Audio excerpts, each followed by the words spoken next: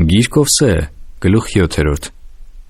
Ես Իսրայելին բժշկելիս հայտնվեցավ Եփրեմի անօրենությունը և Սամարիայի չարությունները, որովհետև նրանք ստություն են գործում, գողը ներս է մտնում, ավազակների գունդը դրսումը մերկացնում է, և իրանց սրտումը չեն ասում, թե ես հիշում եմ նրանց բոլոր չարությունը։ Հիմա նրանց գործերը պաշարում են նրանք իմ երեսի առաջին են։ Իրանց չարությունովը ուրախացնում են թագավորին, և իրանց ստություններովը իշխաններին։ Նրանք ամենքը շնացողներ են,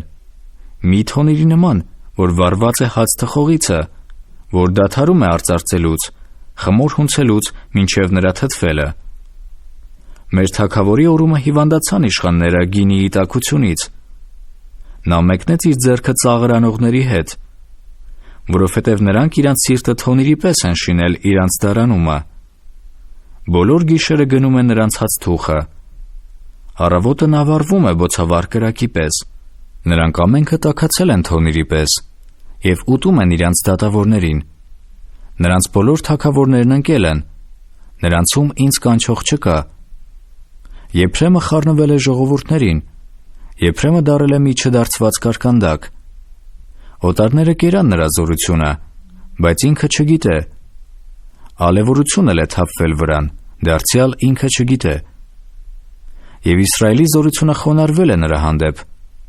բայց նրանք ետ չեն դառնում իրանց Տեր Աստծո մոտ, և այսուամենայնիվ նրան չեն որոնում։ Եվ Եփրեմը եղել է մի միամիտ աղավնիի պես անխելք, եգիպտացիներին են կանչել, Ասորեստան են գնում։ Հենց որ նրանք գնացին, ես իմ վարմը պիտի տարածեմ նրանց վրա, նրանց պիտի իջեցնեմ երկնքի թռչունի պես, և նրանց պիտի պատժեմ, ինչպես որ լուր է տրվել նրանց ժողովքին։ Վայ նրանց, որ փախան ինձանից, ավերում նրանց, որ ինձ դեմ հանցավոր եղան։ Թեև ես նրանց փրկեցի, բայց նրանք ինձ դեմ ստություններ են խոսում, և նրանք չաղաղակեցին ինձ դեմ իրանց սրտովը, երբ որ ողբում էին իրանց անկողինների վրա։ Նրանք ցորենի և գինիի համար խռնվում են, խոտորում են ինձ դեմ։ Եվ ես խրատեցի, զորացրի նրանց բազուկը, իսկ նրանք ինձ դեմ չարություն խորհեցին։ Նրանք դառնում են, բայց ոչ թե դեպի Բարձրյալը։ Նրանք խաբեբա աղեղի պես են դառել։ Նրանց իշխանները սրով պիտի ընկնեն իրանց լեզվի կատաղությունից։ Նա նրանց նախատինքը կլինի Եգիպտոսի երկրումը։